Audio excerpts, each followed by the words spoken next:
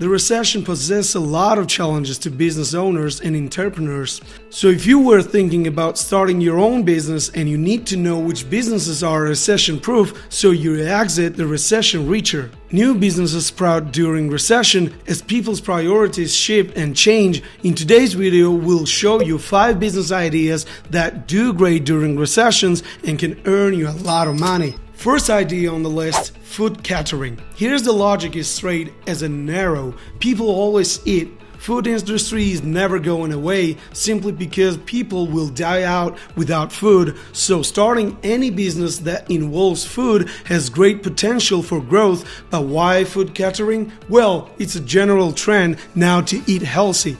Hundreds of bloggers advertise healthy eating and millions of people try to follow their advice. But cooking healthy food is time consuming and not very economical. Think for yourself. Healthy food must be different from day to day. You can't eat one kind of meal for a week. That will give you more problems than solve. That's why the food catering business is on the rise now. Such companies cook big amounts of healthy food and deliver it to clients once a day. All they then have to do is warm it up. But during the recession, that doesn't make any sense, right? Well, wrong. Just look at this very much possible scenario. As the recession kicks in, people start spending less and working more. The change in spending habits forces them to seek economic food solutions that will give all the necessary nutrition and allow them to have more time to work.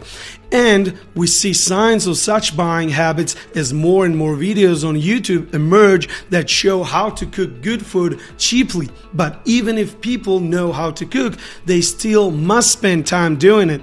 Personally, I spend around an hour and a day cooking my meals, and I only cook for one. But how about those families with kids? How should moms and dads find time for cooking? That's exactly the niche you can choose for your food catering business. Just offer people low-cost and reasonably healthy food delivered to their doors. I'm sure that even if your profit margins will be razor thin for the first year, you'll make yourself a good reputation. And after those first months of building the reputation are gone, you'll have the opportunity to further spread across the country, optimize the receipt, and maybe just the pricing a little. That's just one look at the food catering as a business idea, but there can be so many variations to that. Catering for large groups of people food by weight, the number of possibilities is endless. The next business idea for you, import-export business. I know, boring. You probably won't believe me, but import-export business can actually blossom during recessions. Here's how: as the country falls lower into the pit of crisis, people start looking for new ways to maintain certain standards of living. If you are used to drinking good quality coffee from Argentina in the morning and suddenly you can't afford it, you'll either cut out coffee, which likely won't happen, or you would just choose a cheaper coffee that you know of. I think it's logical for people to preserve their habits because habits and routine can make us calmer. So, what can you offer to people who want good quality coffee but can only pay for the mediocre at best? You give them another option, good quality coffee but not from Argentina, from let's say Peru. You can go down to Peru, find a small local business that makes good coffee and become its sole importer to the US.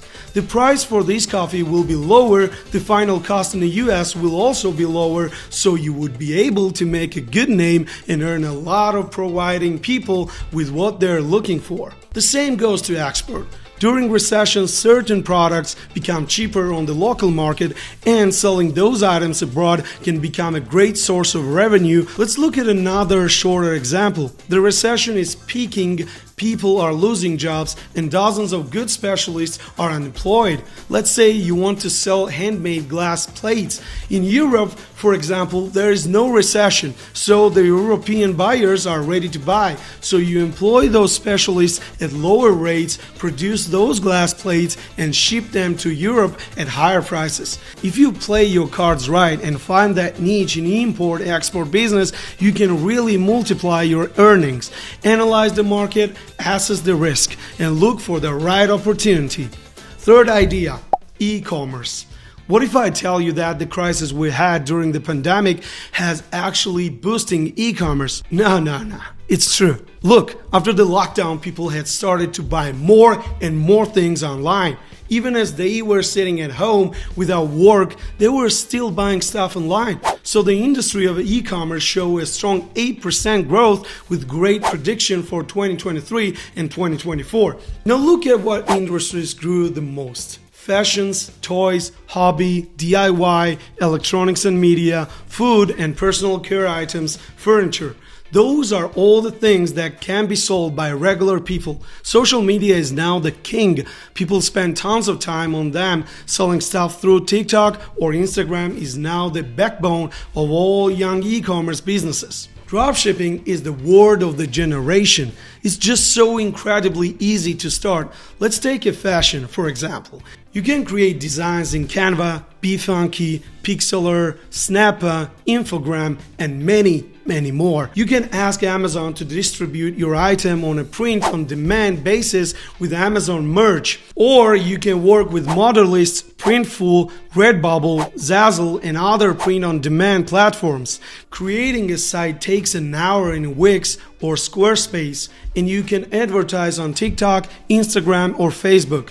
If fashion is not for you, just create a Shopify store and start selling stuff from AliExpress. That works too. There are countless videos on YouTube showing how to start an e-commerce platform or a dropshipping business. So I won't go into those details. You got the gist, right? Starting an e-commerce business is easy, and as a pandemic showed, during difficult times, people still buy and spend money. So if you just choose the right products and do some advertising, you'll be able to sell lots of stuff and earn tons of money without leaving the house. 4. Pressure washing. Yeah, you heard me right, pressure washing. We are all already accustomed to hearing about the enormous success of cleaning services during recession. But everyone seems to forget about pressure washing. Why? Maybe because pressure washing requires some investment and knowledge of working with different materials. Or maybe those bloggers who ignore pressure washing simply want to keep the market to themselves. But pressure washing can first become your side hustle and slowly transform into business.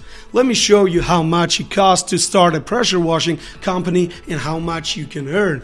Here, the cheapest pressure washing from Karcher costs only $115. Add to it a couple of solvents and different soaps, a set of gloves, and for as little of $200, you have a pressure washing business. Then you can just go door to door and ask people and businesses whether they need something pressure washed. It can be garages, driveways, roofs, walls, fences, cars, boats, virtually anything. Of course, not everyone will agree, but you'll have a couple of clients each day. After a month of walking door to door, you'll probably have like 5 to 10 clients each day, especially if you set up some advertisement on social media.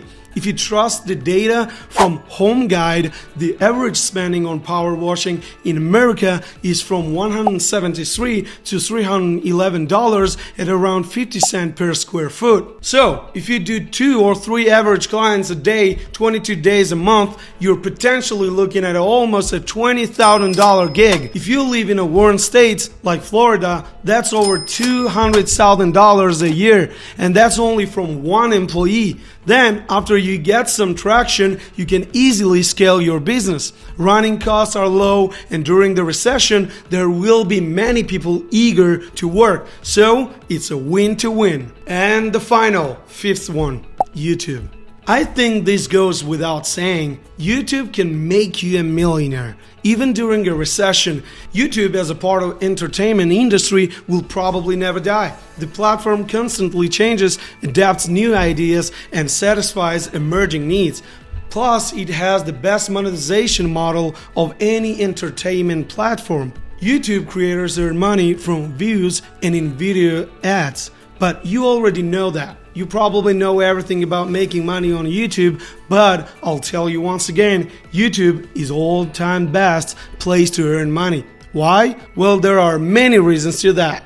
First, YouTube is free. The entrance threshold is non-existent. You don't need an expensive camera or microphone. You can record and edit videos on your phone. Creating videos is so easy now. Second, it gives creative freedom to do what you like. If you have an idea you want to share, just do it.